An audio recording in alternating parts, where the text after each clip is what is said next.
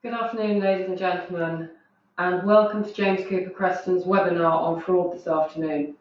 My name is Sue Staunton, and I'm a partner in James Cooper Creston, leading our business advisory service.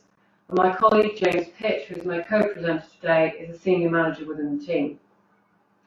If during the course of this afternoon's session you have any queries or questions, please post them up online so that we can answer them towards the end of the programme this afternoon.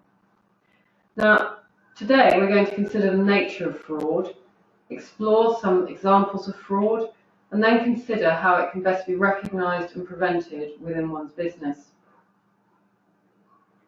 Rarely a day goes past when we don't hear of one fraud or another being perpetrated.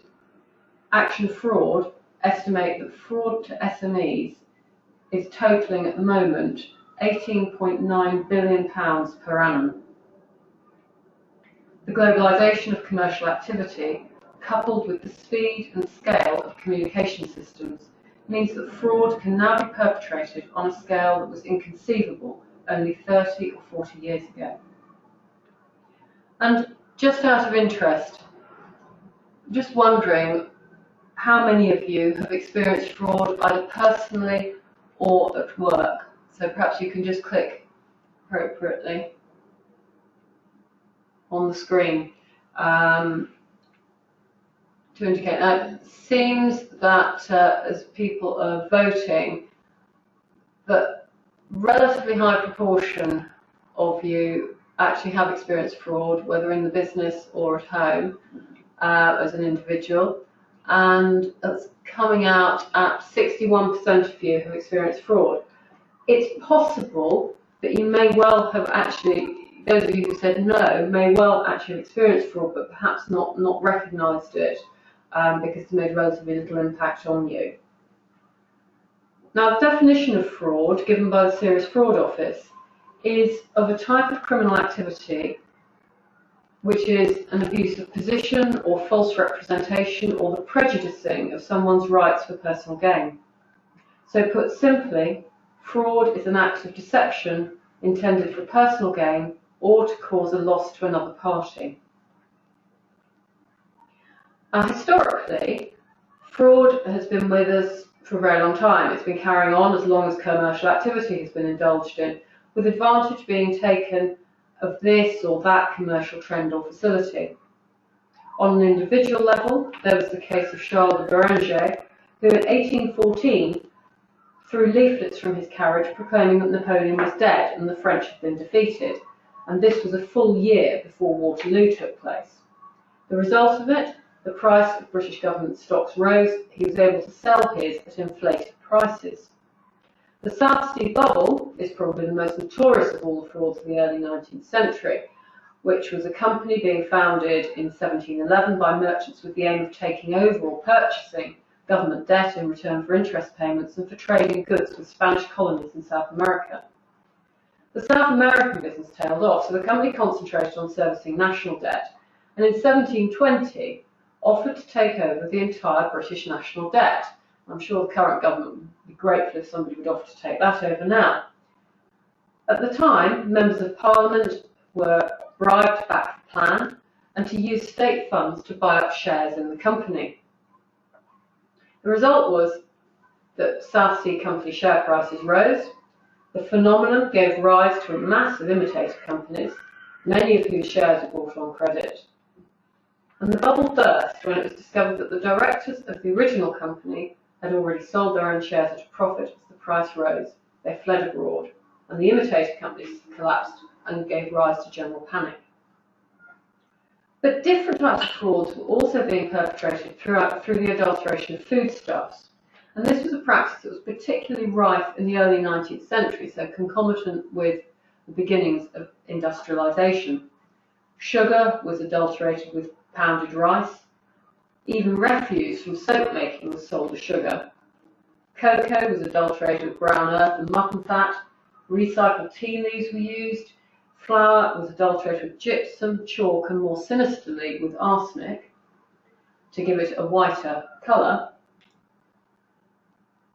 So, and you might see similarities with frauds committed today. There are really broadly 5 or 6 different types of fraud. Individual local embezzlement, conspiracy fraud on individuals, misstatement of non-financial items, accounting fraud, fraud on the revenue, and cybercrime, which sort of sits above and mixes in with each of the preceding.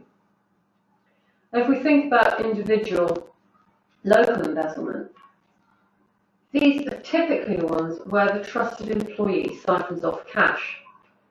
Often involves the creation of dummy suppliers or employees who are paid. Suppliers may be relatives or friends.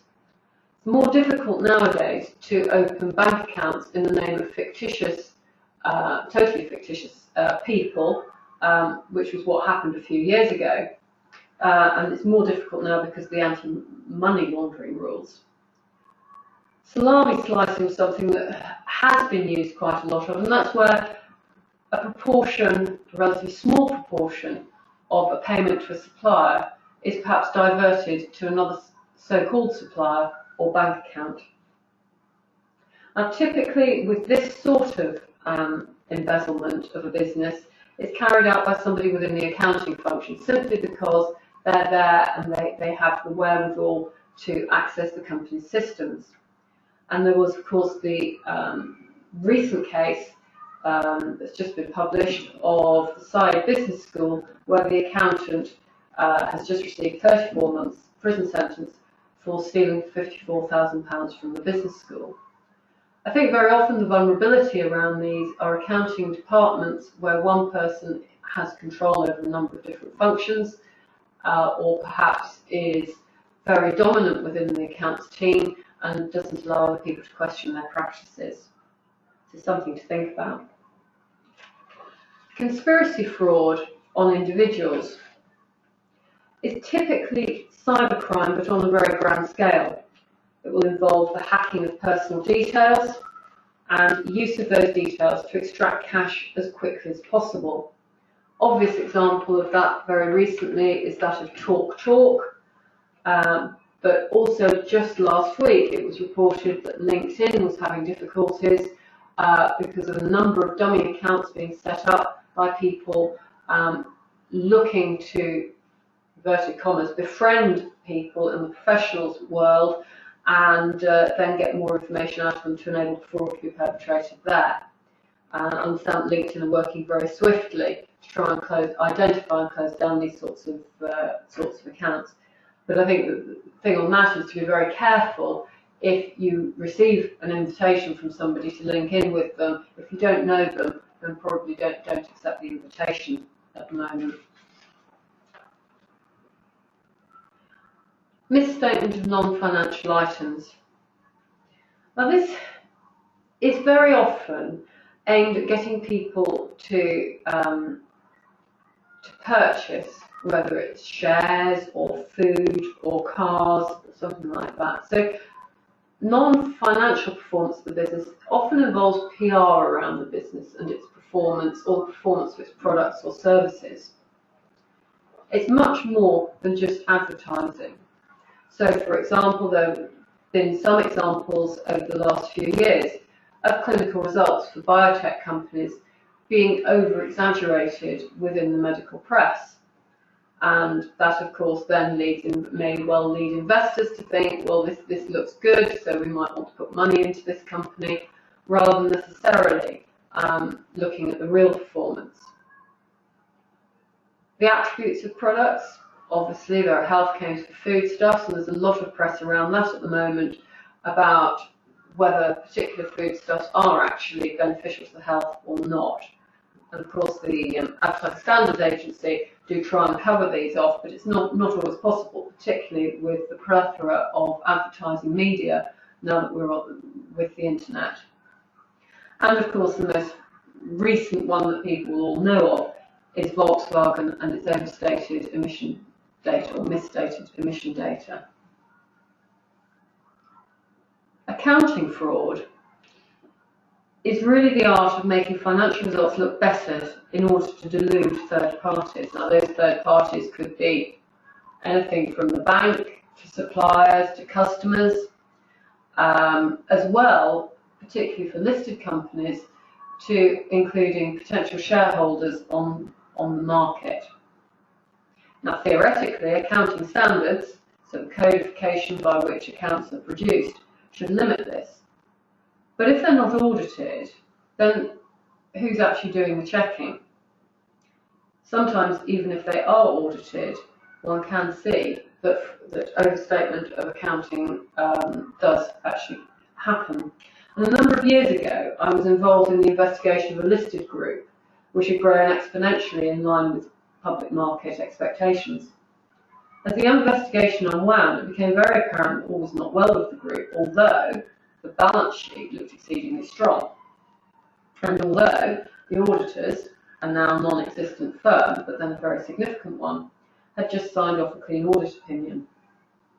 There were many issues in those accounts, including substantial overstatement of assets, such as stock that didn't exist, and also the issuing by the company of 2 invoices for every single sale, where the second invoice was clearly not being paid by the customer. They then were claiming on their insurance policy from their insurers for payment. They also had a policy of capitalising a lot of their expenses onto the balance sheet, so therefore transferring expenses to assets. This, of course, is permitted in certain circumstances, but at the time they were including even bank interest. So what happened? That group ended up in administration, and the directors subsequently admitted that their behaviour had been fraudulent and had been specifically targeted at the potential shareholders to create a market position. More recently, I was asked to advise a company who wanted to do all it could to get a good credit rating to the extent of keeping assets on the company books, such as debtors they knew were non-recoverable. We resigned. But the worrying thing is that where companies have no external input or oversight, this could be happening all the time, and as users of other people's accounts, it's something to be alert to. When we think about fraud on the revenue, there's lots of talk about that, and of course we know there are task forces designed by government to try and stamp it out. The sorts of frauds that revenue are experiencing range from deliberate falsification of records that are submitted to them, deliberate omission of information, and then on the VAT side, something called labour provider fraud or MTIC fraud. Typically, in the labour provider fraud, the end user will contract with the main contractor to provide labour, who may then subcontract the provision of that labour to a further labour provider, whilst the actual employer will be either the main contractor, the subcontractor, or in some cases the end user. The main contractor will invoice the end user for the supply of labour. The subcontractor will in turn invoice the main contractor and will then disappear or default on the payment to the revenue of the output VAT on those invoices. But that VAT will have been claimed as input tax by the main contractor, who will in turn invoice the end user for the supply of labour. So therefore, effectively, the revenue are paying out but don't actually receive. Missing trader intra-community fraud is similar in that you get a missing trader, but in this case, the VAT concerned involves European community trading. So very often typically there'll be a taxable person obtaining a UK VAT number, purchasing goods VAT-free from another EU member state, selling those goods with VAT to another VAT registered taxable person in the UK, and then going missing without paying the VAT due to the revenue. So I'll now hand over to James to talk about some more detailed aspects of fraud. Thanks, Sue. So Sue's explained what fraud is and the different types of fraud, but as accountants and advisors to various businesses of all different sizes, operating in lots of different sectors, what type of frauds do we see regularly? Some of the most common types of frauds we see regularly is fraudulent financial reporting and financial statements and accounting fraud, which Sue has just explained. There have been plenty of examples of high-profile cases over the years: Enron, Lehman Brothers, and more recently Tesco, all of whom have deliberately falsified their accounting records.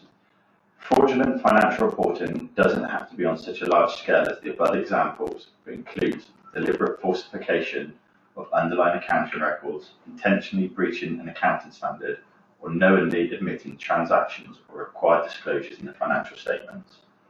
As previously mentioned, this fraud is committed due to external and/or internal pressures and not necessarily always for individual financial gain.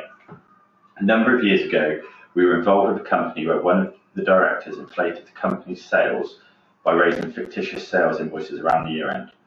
Although there was no direct financial gain for the director, there were external pressures from both shareholders, suppliers, lenders, and customers to see a certain level of performance, which ultimately led to the director acting in the manner they did. Abstraction of funds and assets.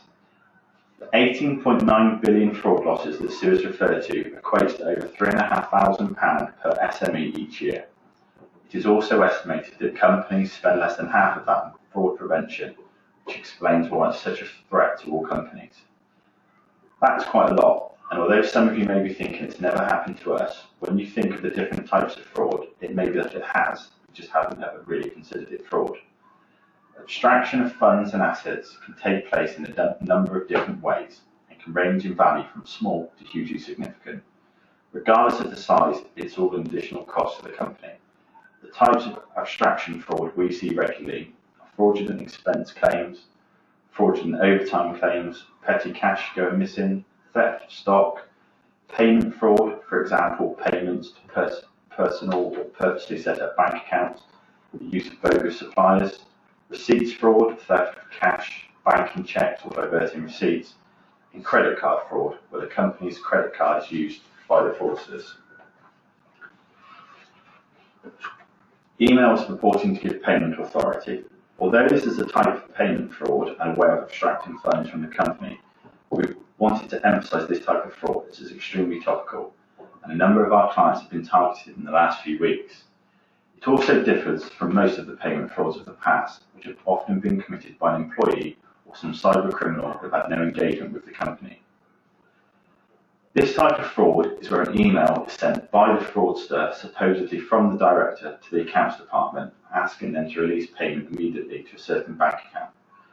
These are not always speculative phishing emails, but planned attacks, with the fraudsters often sending the emails, which look almost identical to the real thing, when they know that directors are on annual leave or away, so it's difficult for the accounts team to check with the director. They panic and then make the payment.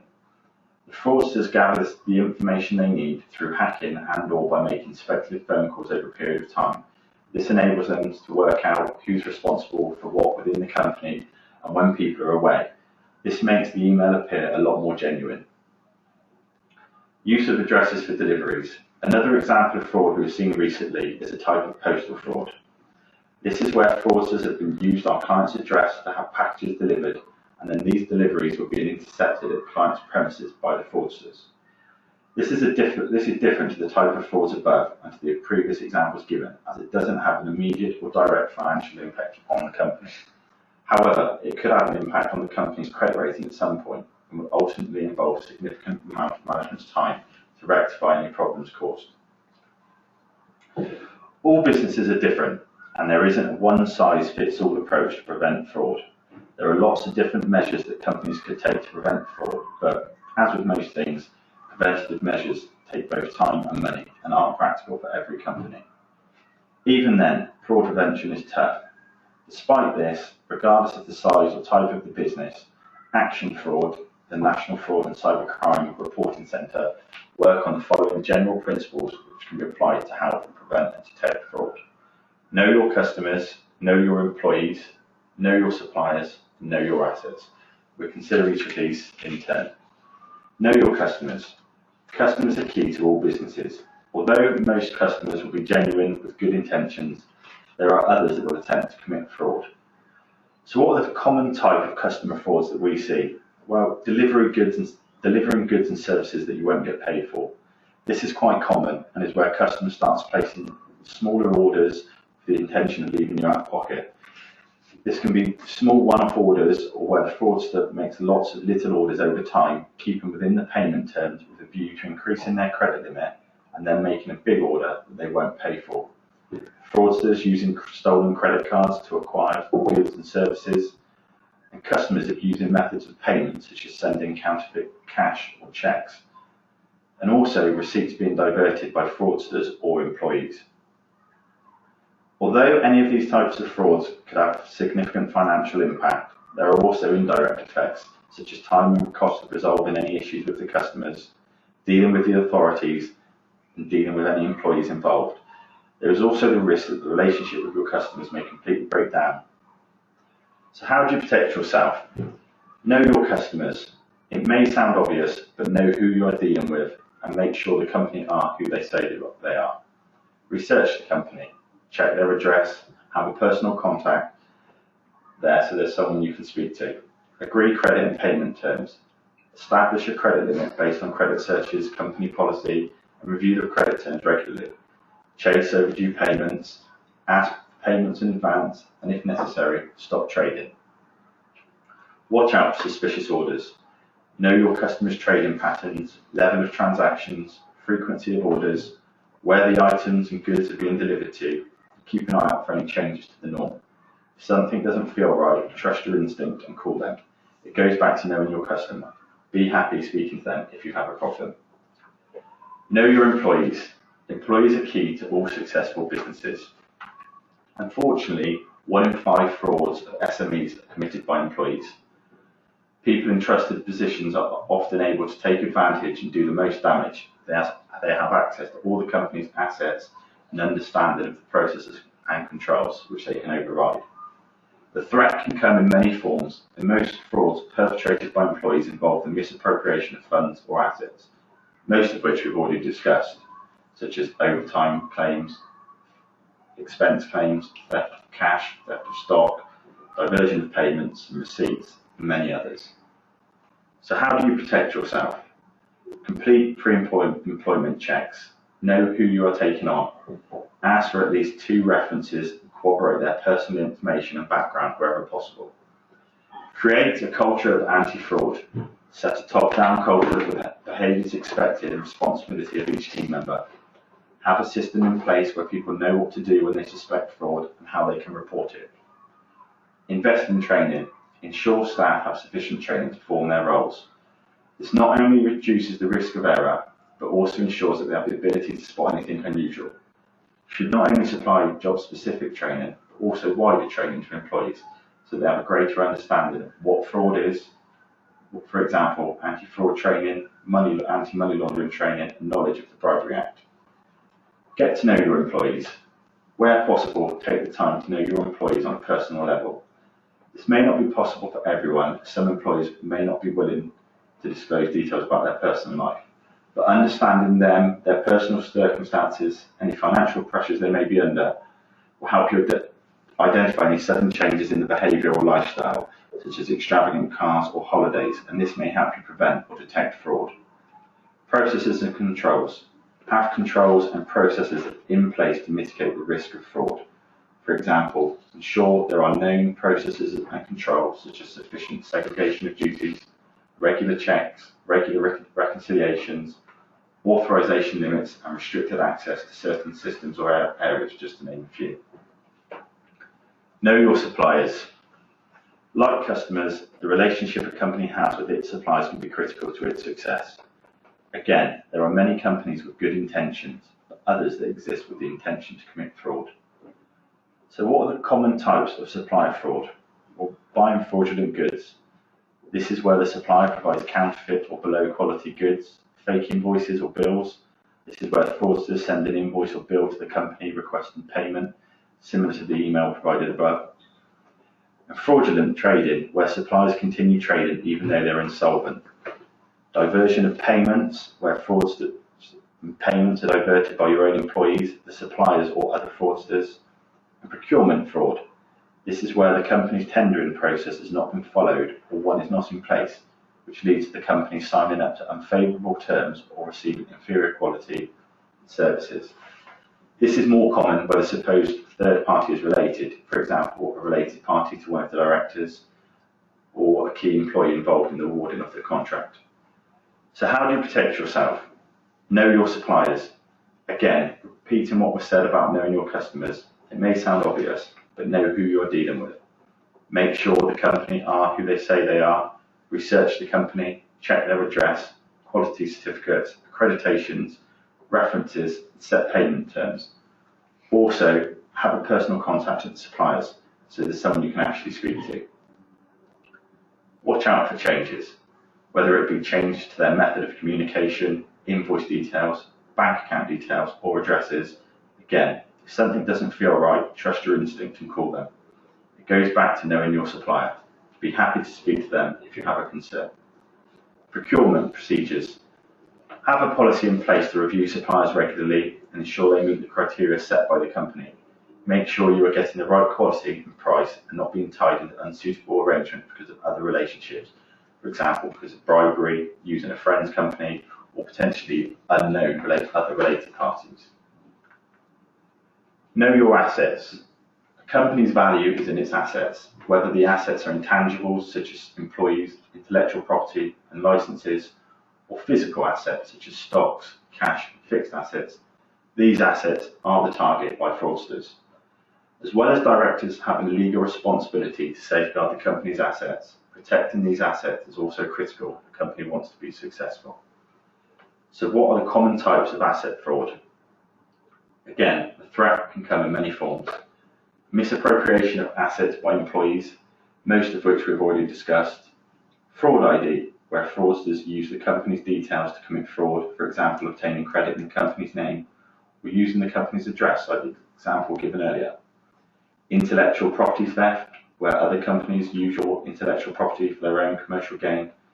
And finally, hacking and cyber fraud to steal your identity, data, or confidential information. So how do you protect yourself? Identify and monitor assets. Know where your assets are, whether it be stocks or fixed assets. Know what you have, where it is, and check the assets regularly by implementing controls such as regular stock counts, physical inspection of assets, reconciliations of bank accounts, and others. Secure and protect your assets. Ensure your assets are protected. This can include having unique asset reference numbers, physical security such as locks, safes, CCTV, and restricted access to certain areas. Protecting data and confidential information. Ensure you maintain your computer defenses. Ensure you restrict user access, use passwords, and ensure you have the most up-to-date antivirus protection. Also, keep all your software updated. Cyber fraud doubled last year, and it's a significant threat to all companies. Don't be too trusting and think twice before opening emails, clicking on links, or providing details to anyone. So, with that in mind, we have a question for everyone. Do you think your business has adequate controls to prevent and detect fraud? We're just launching the poll now, so we're just waiting for people to vote.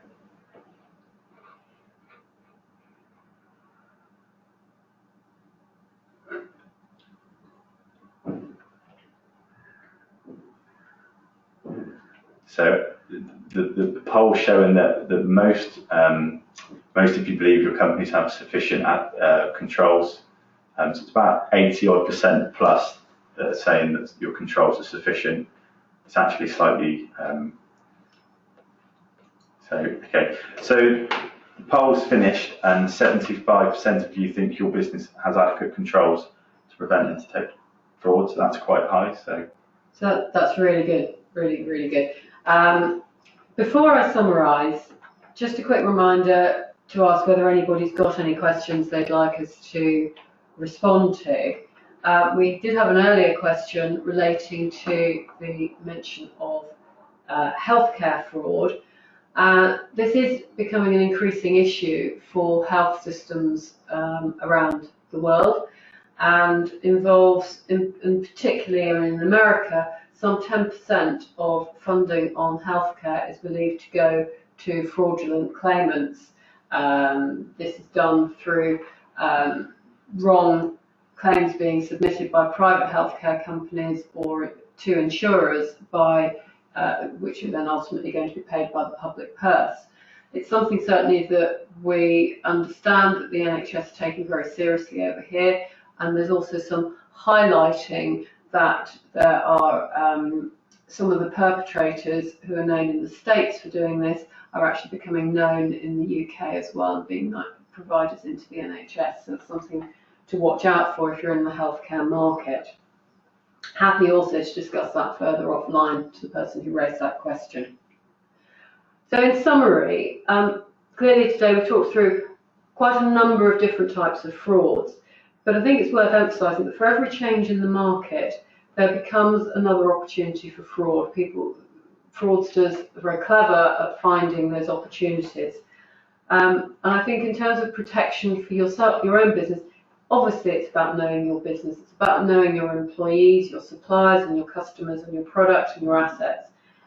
But it's also about being alert to what's happening in the press, what's being reported about frauds that are being perpetrated, and check that those new types of frauds are not ones that you could become vulnerable to. I think James mentioned earlier, for example, the one about, if you're having construction work being carried out on your property, and somebody phoning up and saying that they're purporting to be from the construction company and suggesting that they've changed their bank account details or asking for an interim payment or something like that. It sounds very obvious, and one would think that one would pick it up, but it's not. The way these people do it is very, very clever.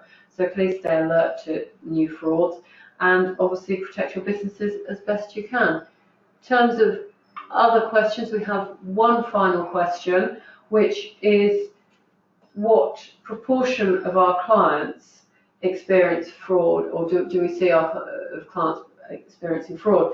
And I would say it's roughly in line with the SFO reports, which are of some 1 in 5 companies currently experiencing fraud. I think a couple of years ago we would be asking our audit clients, and as we're required to on any audit, whether they'd experienced fraud in the year, and clients used to pretty much sort of say, oh no, of course we haven't, and so on. But now it's increasingly that at those meetings we see people asking that.